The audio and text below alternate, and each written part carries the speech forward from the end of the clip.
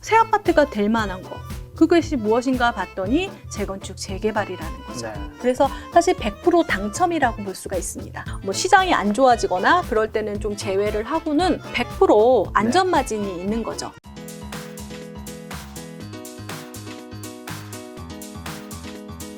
오늘 지금 바로 대한민국 재건축 재개발 지도편입니다. IMF님과는 이제 2020년 7월 네, 딱 작년 1년. 한 1년 전쯤에 네. 촬영 때 뵀었는데 원래 이제 IMF님이 이제 청약의 신이라 네. 불리시는데 요번에 또 새로운 주제를 가지고 오셨더라고요. 뭐 청약의 아버지 어머니 격인 재건축 재개발을 가지고 나왔는데요. 네. 뭐 우리가 내 집 마련할 때 네. 꼭 청약만이 답이 아니다. 근데 사실 이렇게 얘기하면은 지금 시대에서는 사실 가장 저렴하게 할 수 있는 내 집 마련 방법은 청약이 맞습니다. 네네. 청약을 해야죠. 청약을 할 사람은 하는데, 그런데 청약이라는 제도에서는 당첨자와 당첨이 되지 않는 사람이 나눠지게 그쵸. 되죠. 그러면 당첨이 안 되는 사람들 같은 경우에는 평균적으로 한 10번 이상 도전해야지 네. 당첨이 되기도 하고 아예 안 되기도 하고 그렇게 되기 때문에 사실 청약이 아닌 다른 방법이 또 뭐가 있을까? 네. 청약이라는 거는 새 아파트에 들어가는 거잖아요. 그쵸. 그러니까 새 아파트가 될 만한 거. 그것이 무엇인가 봤더니 재건축, 재개발이라는 거죠. 네. 사실 이제 미래주택의 탄생이라고 생각하는 게 네. 뭐냐면 우리가 지금 주택이 이제 아파트를 위주로 얘기를 하겠습니다. 아파트가 어떻게 탄생됐을까라고 생각하면 두 가지, 큰 그림으로는 두 가지거든요. 지금 말했던 택지지구 안에서, 그러니까 택지지구 안에서, 그러니까 서울의 택지지구가 지금 마고, 고덕, 강일, 그다음에 위례 신도시가 있습니다. 네. 그런데 더 이상 택지지구가 없습니다. 이제는 택지지구를 만들 곳도 없지만, 네. 뭐 어떻게 방법으로 또 나올 수가 있겠지만 현재로서는 거의 없다라고 보면, 그러면 다른 미래주택은 뭐였냐? 여기 근처에 있는 마포 레미안 프로지오를 예를 든다면 재개발이죠. 그러니까 서울에서는 택지지구 안에서, 그러니까 오로지 100% 청약을 위해서 하는 주택은 당첨되기가 아예 물건이 없고, 네. 하지만 재건축 재개발은 일반 분양분이 나오죠. 최근에 DH자이 개포 사태 뜨거웠죠.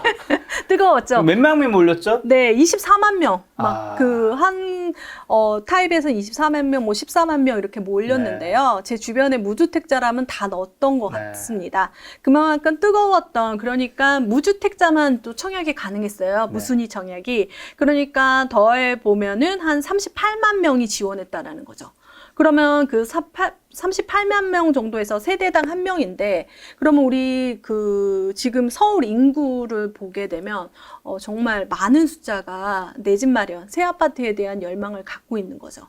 하지만 지금 보면은, 올해 들어서, 그러니까 서울에 이제 상반기 때 정말 이렇다한 청약지는 원베일리 하나였습니다. 근데 원베일리도 9억 원 이상이다 보다니까 뭐 대출이 안 됐지만 네. 가점이야 뭐 69점. 그러니까 69점이라는 건 뭐냐면 4인 가족, 서울의 네. 4인 가족이 만점 점수예요. 더 이상 늘릴 수 없는 점수였다는 거죠. 근데 69점이라면 69점이 다 당첨이 되는 게 아니라 69점 안에서도 같은 점수대 똑같잖아요. 그럼 추첨이 되는 겁니다. 근데 69점이라서 다 당첨이 되는 게 아니죠. 그러다 보니까 사실 제가 봤을 때 서울에 이제 또 분양할 단지들이 있지만 네. 그 단지들의 아빠와 엄마는 사실 재건축 재개발이라는 거죠. 그러면은 제가 그 전에 이렇게 청약과 메비우스 띠처럼 연결이 돼요. 그래서 이제 나올 만한 청약지도 알고 어디가 입지가 있고 그런 걸 알게 되죠. 그래서 제가 2년 전에 대한민국 청약지도를 냈던 이유는 네. 지금 당장 조금 있으면 정말 서울의 청약지가 많이 나오고 정말 좋은 지역이 나올 것이다라는 것을 알고 있었기 때문에 제가 청약을 외쳤죠. 그 책에서는. 근데 지금은 더 이상 이렇게 나올 만한 것들이 너무 규제가 많다 보니까 사실 서울에서 내 집 마련하는 게 어렵죠. 근데 보편적으로 뭐 서울에만 국한져서 얘기하냐. 근데 경기도도 똑같이 되고요. 이게 어떤 현상이냐면은 분양이라는 게 어떤 땅도 있고 거기에 이제 건물을 짓고 뭐 이런 거기 때문에 사실 분양 물량이 많이 줄었습니다.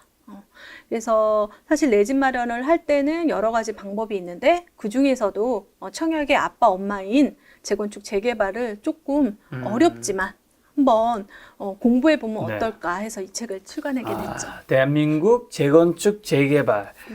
근데 책에 보니까 뭐 이게 100% 청약에 당첨되는 법이다. 그렇죠. 뭐 이런 표현이 있더라고요. 굉장히 좀 수위가 세지 않나. 요거 좀 한번 해석 좀 해주신다면. 왜냐하면은 내가 이제 재건축 재개발을 사게 되면 새 네. 아파트를 받는 권리를 갖게 되는 거죠. 그렇죠. 권리가 박탈될 수도 있어요. 여러 가지 이런 규제로 인해서 네. 여기 안에도 있지만 거의 대부분은 99%는 내가 끝까지 가져간다면 새 아파트를 당첨이 되는 거죠. 실례로는 제가 내 집 마련으로 2005년도에 재건축 입주권을 사서 100% 당첨이 됐죠. 대부분 청약홈에 들어가서 당첨을 막 열어봐요. 그러니까 밤 0시에 이게 뜨거든요. 그러면 떨리는 마음으로 열지만 재개발 재건축의 입주권의 동호수가 추첨되면 나는 어디에 됐을까? 네. 그것만 상상하고 열게 되는 거죠. 그러니까 어떻게 당첨이 됐을까라는 게 아니라 나는 어느 동호수에 됐을까? 그렇게 되는 거죠. 그래서 사실 100% 당첨이라고 볼 수가 있습니다. 근데 100% 당첨인데 우리가 보면은 재건축 재개발은 그 땅을 제공한 사람들이기 때문에 조금 인센티브를 줘요. 네. 어떤 거냐면 노얄층 노얄동을 주게 되죠. 네네. 그래서 지금 나와 있는 그 원베일리 아파트도 거의 네. 59 타입, 74 타입밖에 없었거든요. 전용 면적. 네. 그러니까 24평 아니면 30평 방 있고 그러면 왜 33평 왜 없어? 그건 다 조합원이 가져가게 되는 거죠. 그래서 보면은 사실 다 100% 당첨이 된다고 할 수가 있어요. 끝까지 이제 가져간다면 동호수 발표까지 가면. 야, 그럼 책에 보니까 재건축 재개발은 뭐 주식 투자에서 굉장히 많이 들린 용어긴 한데 안전 마진이 굉장히 좀 좋다고. 주식에서도 안전 마진은 뭐예요? 굉장히 알려줘요. 중요하죠. 알려줘요. 내가 먹고 요 정도는 최소 먹을 수 있는. 그거 생각하고 네. 이제 대부분 들어가는데 우리가 대부분 부동산을 투자하다 보면 이런 질문을 해요. 오를 만한 것들을 추천해 달라고. 네. 내가 사고 꼭지 아니냐고. 네. 이렇게 걱정하시는 분들이 있는데 재건축 재개발은 사실 네. 정말 제가 이때까지 봐왔던 것 중에서 이제 뭐 시장이 안 좋아지거나 그럴 때는 좀 제외를 하고는 100% 안전 마진이 있는 거죠.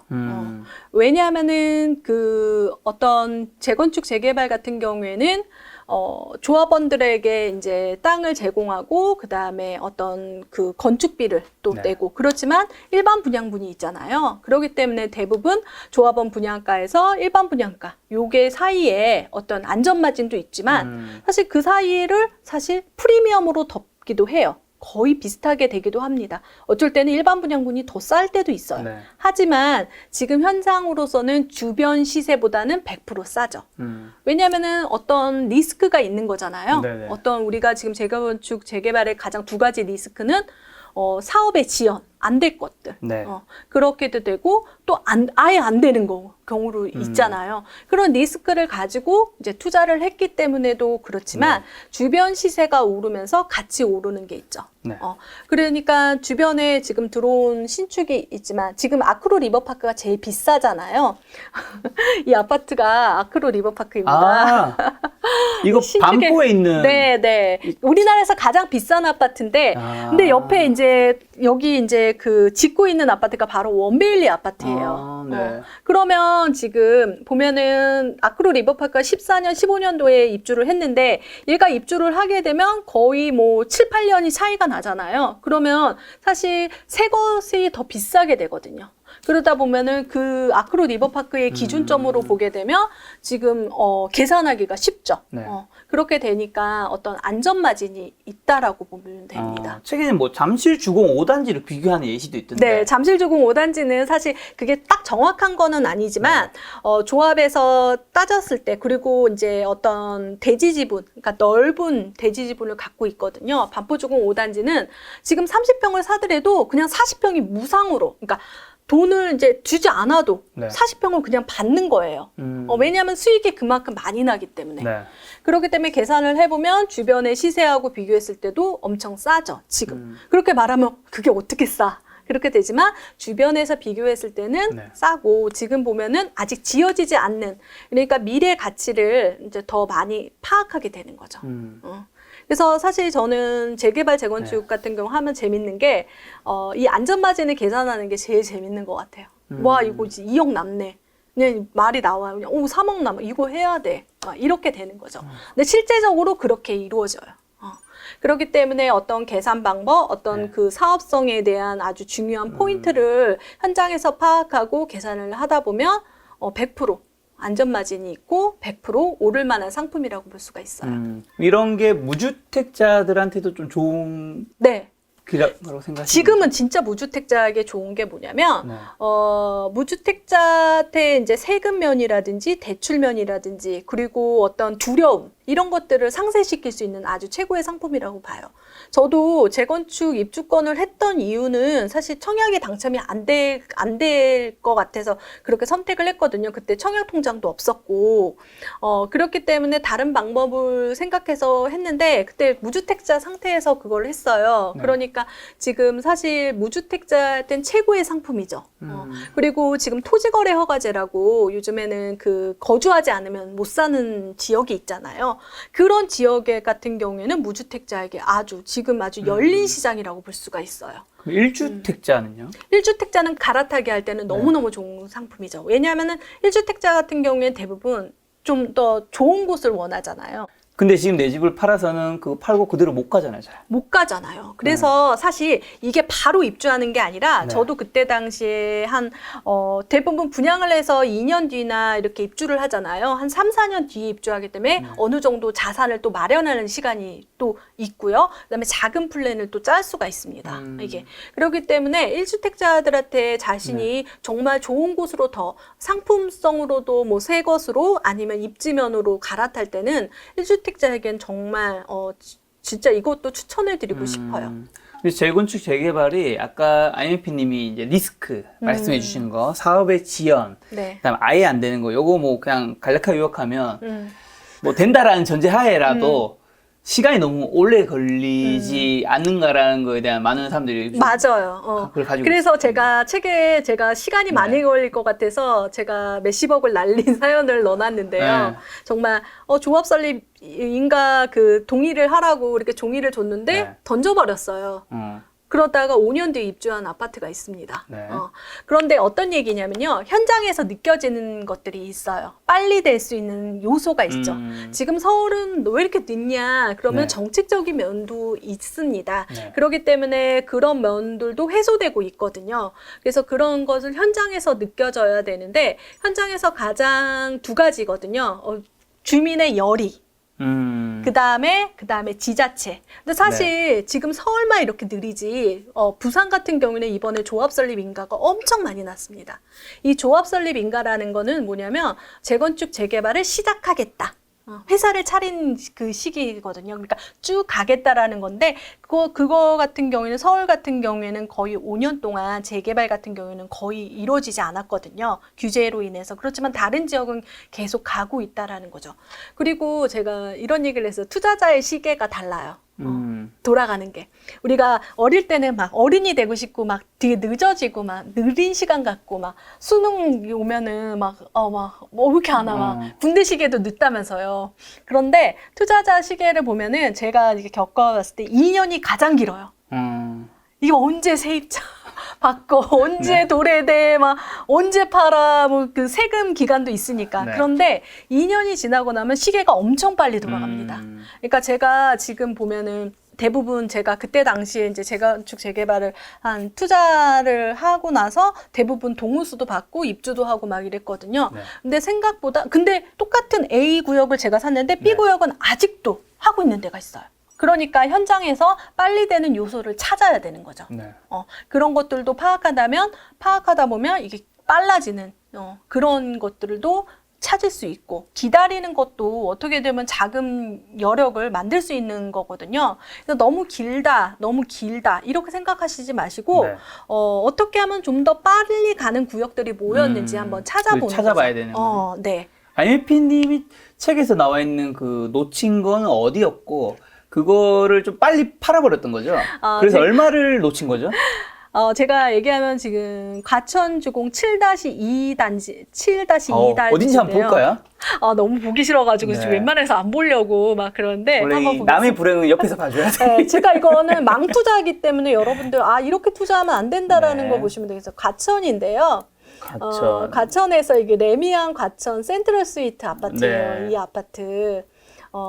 단지를 보면 여기 15억이다. 과천역에 제가 그 안전매진 그것도 다 계산을 해놨는데 내가 네. 얼마에 샀는지 4억, 제가 봤을 땐 한 5억에서 6억 정도에 대해서 샀던 것 같아요. 네. 그래서 제가 2013년도에 이거를 경매로 낙찰을 받았어요. 네. 낙찰을 받고 그때 당시에 이제 그 양도세가 감면이 있는 게 있었어요. 그래서 빨리 팔아도 사실 그 양도세를 많이 안 내는 거였어요. 0이었어요, 양도세가.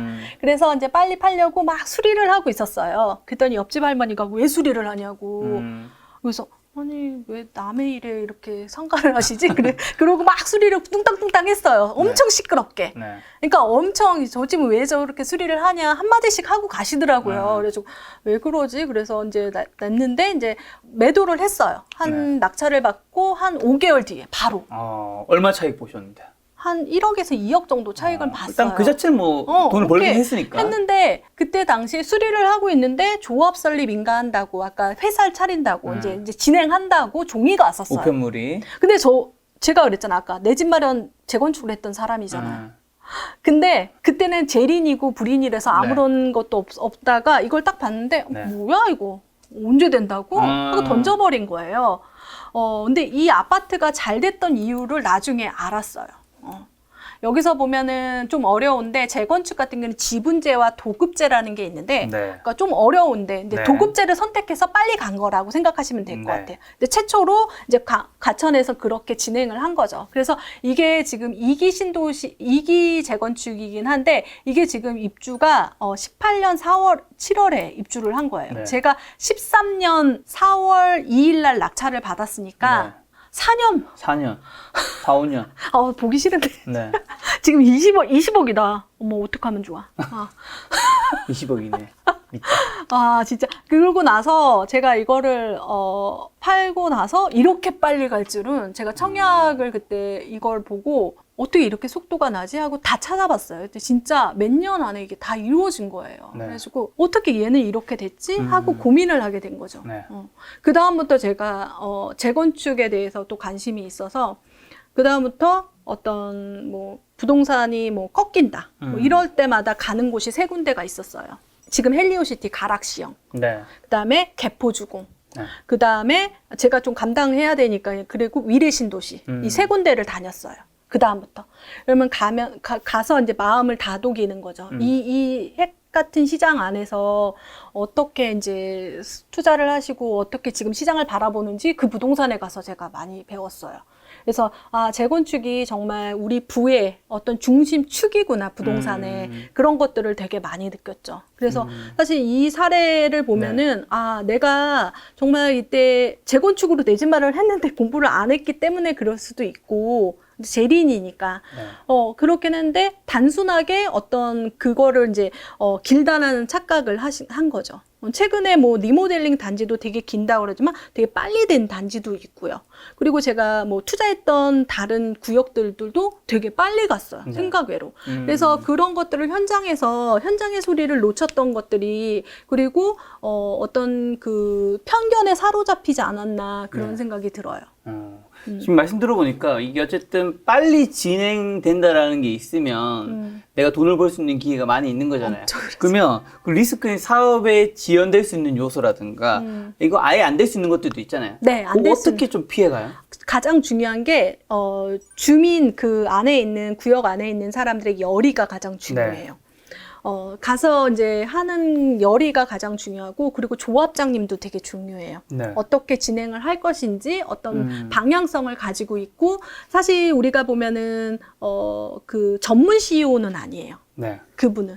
그러니까 거기 소유자 중에서 대표가 되는 거예요. 지주회사의 대표. 그러니까 전문 CEO가 아니잖아요. 그렇기 때문에 조금 어려워하시는 경우도 있고 그렇습니다. 그래서 그렇기도 하고 지금 보면은 또 정책이 되게 중요하죠. 그러면 IMF님 이렇게 좋은 상품이었으면 왜 작년에 이 책 안 냈냐 네. 이렇게 말하겠지만 지금은 사실 가장 좋은 적기라고 생각이 들었어요. 어느 정도 지금 공급에 대한 시그널을 재건축 재개발로 풀려고 공공 재개발이라든지 여러 가지 방법을 지금 도입하잖아요.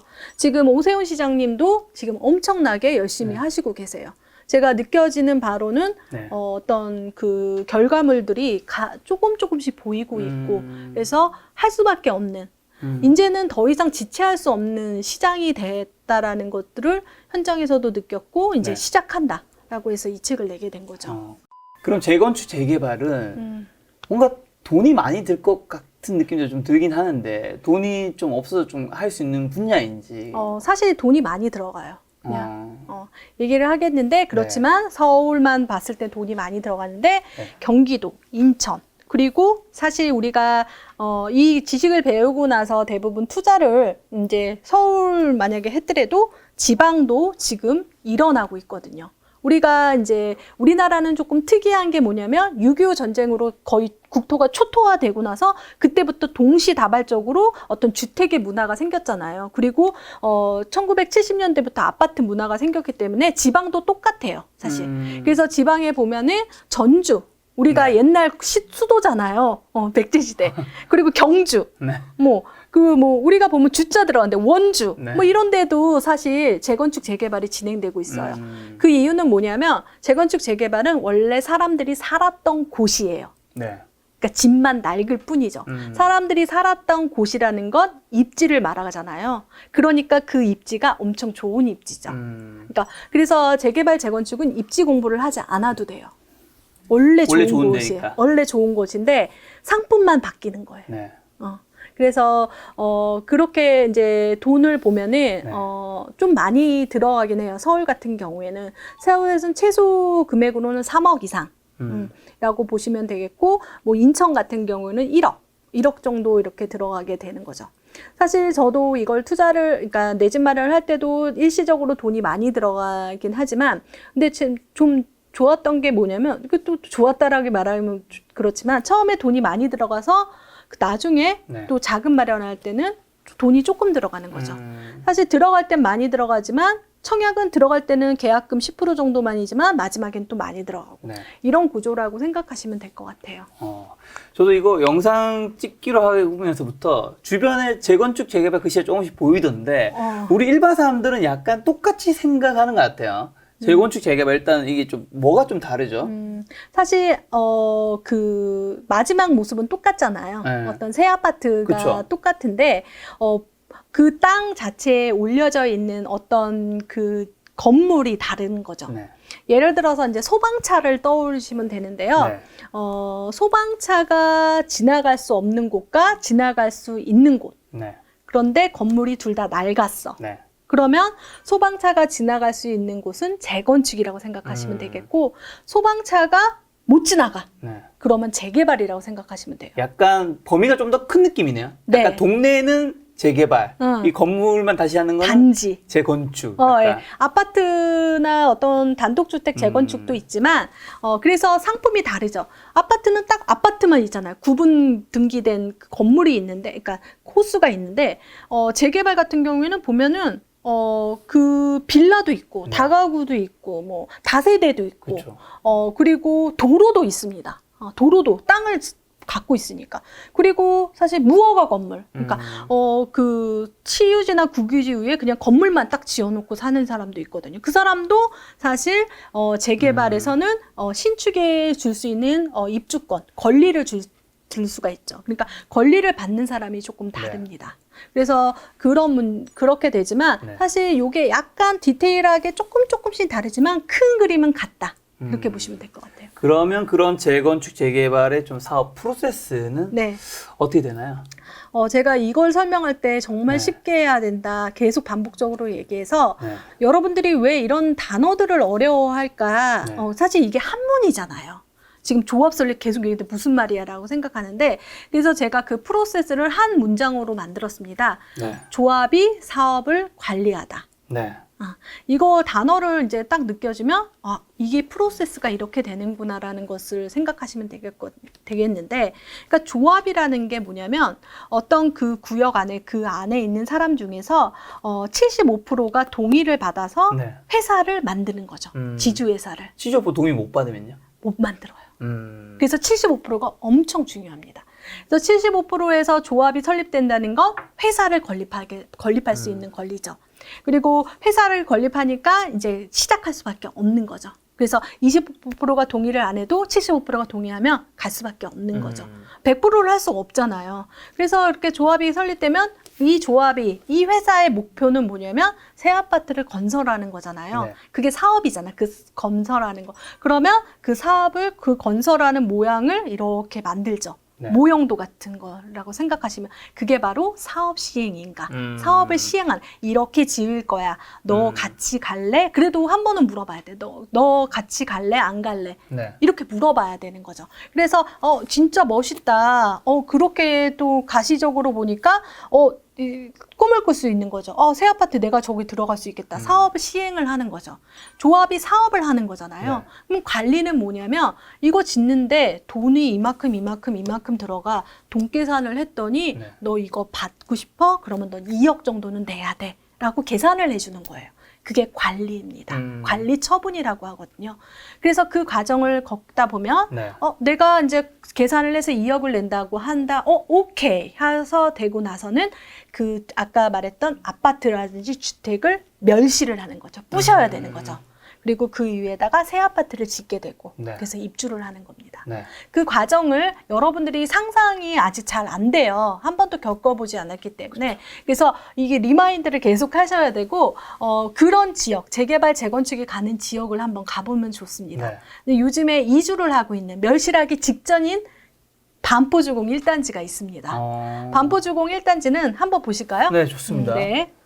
여기 서울이잖아요. 네. 서울을 중심으로 용산구 바로 밑에 서초구가 있습니다. 네. 서초구에 지금 보면은 여기 고속터미널이 있잖아요. 네네. 그 왼쪽 편에 지금 반포주공 아파트가 있습니다. 이 이 반포주공이요, 지금 바로 지금 이주하고 있거든요. 네. 그러니까 조만간 이 그림이 없어지는 거예요. 그러면 한번 거리뷰를 한번 보겠습니다. 이런 아파트들이 이 나무만 봐도 재건축 돼야 돼요. 네. 너무 울창해요. 너무 울창해요. 이 나무가 다 베어지는데 이런 아파트들이 이제 사라지는 거예요. 그래서 저는 이제 어쩔 때는 그 다음에서 노드뷰로 시간을 역행하면서 그 네. 현장을 보기도 해요. 그래서 그걸로 보면은 이렇게 진행되는구나라는 네. 것을 느끼게 되는 거죠. 그래서 지금 반포주공 같은 경우에는 조만간 이제 이주가 다 끝나고 나면 이게 멸실이 되는 거죠. 다 없애는 없어지는 거군요. 거죠. 그리고 여러분들 영화에서 신과 함께 영화 보셨어요? 맞죠. 거기서 보면은 재개발 지역이 있잖아요. 네네. 부식 멸실한 거. 네. 사진도 넣어놨는데 그게 바로 지금 바로 옆에 있는 북아현 뉴타운 안에 있는 힐스테이트예요. 힐스테이트 자리예요. 저거 어디야 하고 찾아가지고 간판 찾아가지고 그 위치 찾았거든요. 네. 그래서 그런 과정을 이제 상상하게 되는 거죠. 그래서 여러분들이 길을 가다가 아까 소방차라고 했잖아요. 네. 정말 좁은 길이 있습니다. 저는 좁은 길만 봐도 가슴이 두근두근대요. 그래서 차 사고도 많이 나서 지나가다가. 그런데 그런 곳은 놓치지 마셔야죠. 요런 데가 재개발이 될 수 있겠구나. 네. 이런 상상을 하게 되는 거죠.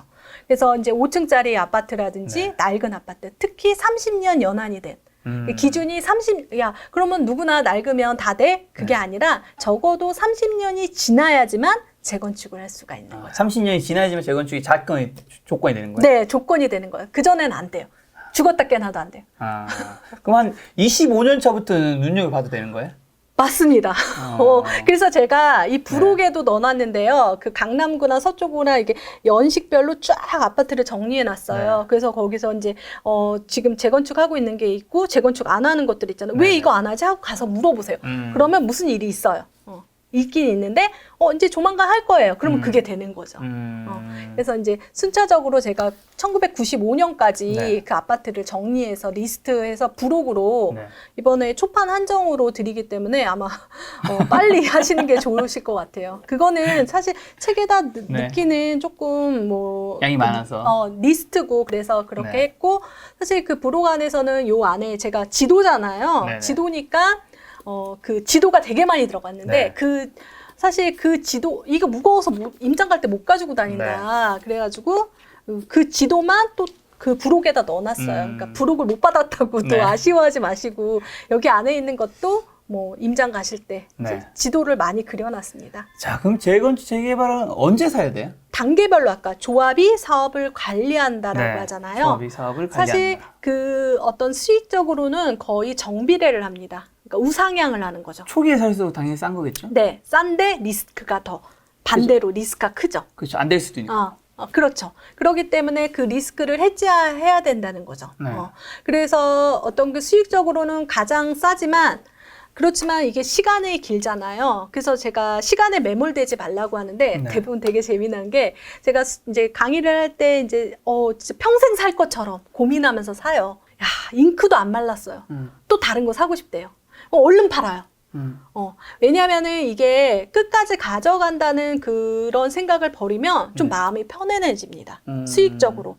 왜냐하면 그런데 한번 경험하면 이거에 대한 상품에 대해서 또 눈이 떠지는 거죠. 네. 그래서 이렇게 되기 때문에 사실 언제 사야 된다는 거는 각자 다른데 저는 이제 아까 조합이 사업을 관리한다 해서 제가 샀던 시기가 언제냐면 사업하고 관리 사이에 샀어요. 제가. 그러니까 바로 입주를 해야 되니까 저는. 네. 그러니까 지금 단계별로 틀린 거죠. 바로 입주를 해야 된다면 조금 빨리 되는 거를 사야 되고 난 기다릴 수 있어. 시간에 대해서 기다릴 네. 수 있고 수익이 많이 났으면 좋겠어. 그러면 초기에 들어가는 게 가장 좋겠죠. 그래서 그렇지만 빈번하게 이렇게 이벤트, 조합이 사업을 관리한다 그 이벤트 안에서도 여러 가지 장치들이 들어가요.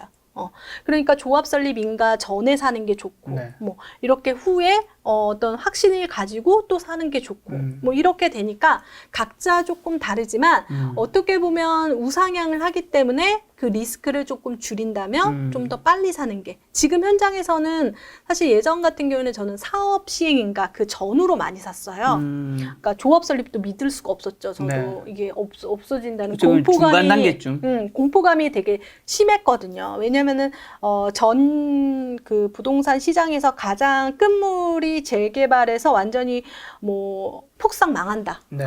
왜냐면 빌라를 만약에 샀는데 재개발이 안 되면 그냥 썩은 빌라예요. 썩빌인 거예요. 그냥 계속해서 세입자 물 뭐 세고 그런 걸 관리해주면 아무 가치가 없는 거잖아요. 우리가 재개발 빌라를 사는 거, 재개발 빌라도 사지만 그 다음에 새 아파트를 받는 권리까지 살려고 하는 건데 이 권리가 이제 박탈되면은 사실 그게 조금 힘든 리스크가 있었죠. 네. 그래서 그렇게 했지만 지금 현장에서 봤을 때는 초기도 괜찮다라고 제가 여기 책에도 썼거든요. 왜냐면 그렇지만 그 현장에는 꼭 가보셔야 되고 그 열의가 어느 정도 왜 이렇게 됐냐면 지금 한 텀에 지금 그 재개발 재건축의 신축 아파트들이 들어서면서 그 주변이 조금 많이 바뀌었어요. 왜냐면 길 하나 가지고 너는 새 아파트가 됐고 나는 아직도 빌라에 사는 친구가 있다라고 보면 얘는 지금 15억인데 나는 지금 빌라는 가격이 2, 3억. 이렇게 되면 이게 뭐지? 하다 보면은 다시 재조합 설립을 하려고 하는 움직임들이 상당히 많아요. 왜냐면 주변에서 이렇게 집값이 오르는 걸 보면은 우리도 할 수 있다. 네. 그렇게도 하고 요즘에 이제 상품들이 이제 재개발 같은 경우에는 뭐 공공재개발, 뭐 공공주도 여러 가지 상품들이 있기 때문에 거기에서도 어떻게든 이뤄내려고 하는 게 보이는 거죠. 지금 재개발 얘기 나서 그런데 혹시 용산구 용문동 한번 주소 한번 볼 수 있을까요? 네, 보겠습니다. 그러면 이걸로 보는 게 재개발은 좋아요. 이거는 이제 노후도를 나타내는 건데요. 이게 지금 빨간색이 정말 노후화된 그 40년 된 거고요. 신축이 있습니다. 네. 그러면 보면은 여기서 보면은 지금 여기 신대방 사거리에서 여기 완전히 진짜 파랗죠? 네네. 여기는 재개발이 될 수가 없어요. 너무 신축이 많으면 안 됩니다. 노후도라는 걸 맞춰야 되잖아요. 재건축은 30년이지만 재개발도 노후도에 대한 점수가 있어요. 그러니까 여기 사시면 안 돼요.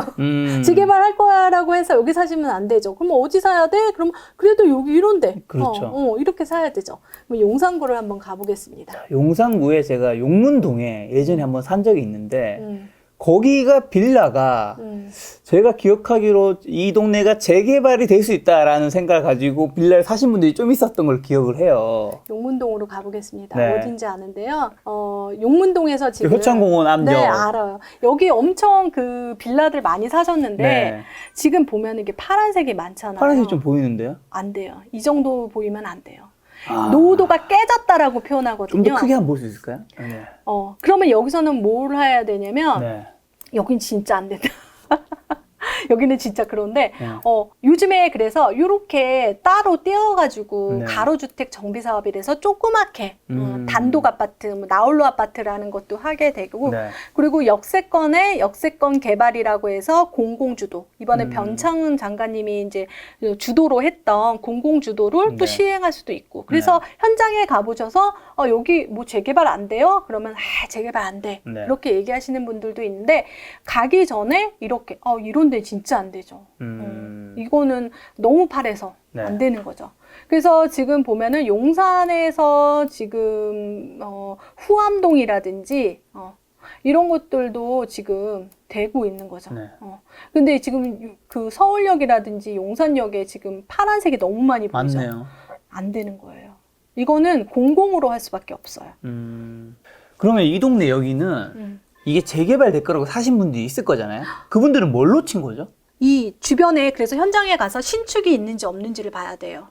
왜냐하면 재개발도 네. 아까 재건축처럼 30년 연한이니까 네. 아무나 해주지 않아요. 그리고 이 신축이 들어가면 노후도가 깨졌다라고 해요. 그러니까 노후조 점수가 안 돼가지고 아예 되질 않죠. 엄청 까다로워요. 그 점수가 엄청 까다롭기 때문에 그래서 5년 동안 거의 조합 설립이 안 돼서 이번에 오세훈 시장이 그걸 좀 낮추겠다. 네.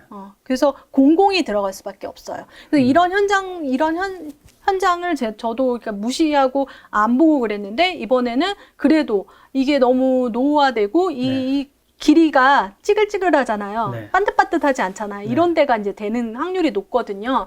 그러니까 어떤 그 생활이라든지 그 다음에 소방도로라든지 이런 것들이 필요해서 공공의 힘을 가지고 할 수밖에 없는 거죠. 그럼 재개발, 재건축은 사고 난 다음에 좀 언제 팔아야 돼요? 파는 시기는 사실 저는 이제 재개발 재건축에서 다주택자는 어떻게 해야 되냐니까 황금성이 되게 뛰어나요. 어떤 얘기냐면 갭 투자를 하거나 네. 이럴 때면 세입자가 나가고 어떤 시간이 있고 들어와 살아야 되고 막 이러잖아요. 그쵸, 그쵸. 그런데 재개발은 사실 제가 재개발 같은 경우나 재건축도 마찬가지지만 한 번도 집을 가본 적이 없어요. 어디 있는지도 몰라요. 실제 그렇게 많이 사고 하셨는데 네. 왜냐면 그걸 알 필요가 없어요. 이미 좋은 입지니까. 네. 그리고 그것을 미리 이제 검색해서 이제 또 공부도 하고 그랬지만 그 물건이 중요하지 않아요. 그 구역이 중요한 거죠. 잘 가는 구역이라면 어떤 내 투자금으로 맞춰서 물건을 사서 그 물건의 상태가 중요한 게 아니에요. 물건의 상태는 근데 너무 썩진 않아야 되는 거고 중요하진 않아요. 그래서 한 번도 집을 가본 적이 없어요. 네. 본 적이 없어요.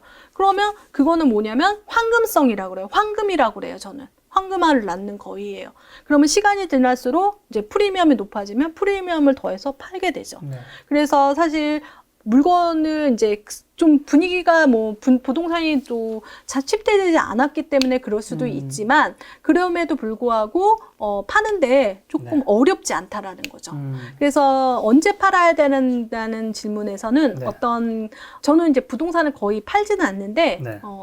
더 좋은 물건으로 갈아타거나 무엇을 하려고 하면은 그리고 어느 정도 내가 수익률이 낮다면 그때 매도를 하는 거죠. 그러니까 우문현답이 될 수 있는데 자신에 맞춰서 그것을 이제 매도해서 다른 것들로 갈아타거나 이런 거 있을 때 매도하셔도 매도가 쉽다. 매도가 쉽다. 황금성이 좋다. 부동산은 원래 황금성이 좀 떨어진다고 하는데. 주식 같아요, 어쨌든.